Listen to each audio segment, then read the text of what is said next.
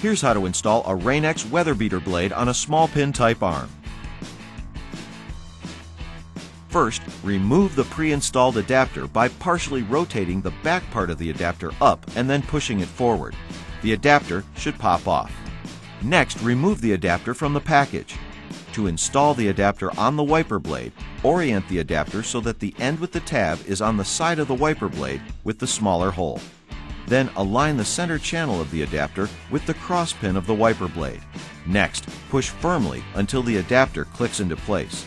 Now, rotate the back part of the adapter outward approximately 45 degrees so that there is clearance for the pin arm to pass through the small hole of the wiper blade. You're now ready to install the blade.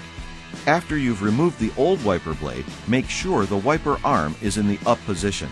Next, insert the wiper arm pin through the small hole of the wiper blade. Finally, rotate the back part of the adapter down until it locks the arm pin in place. Tug on the blade to make sure it's properly fastened.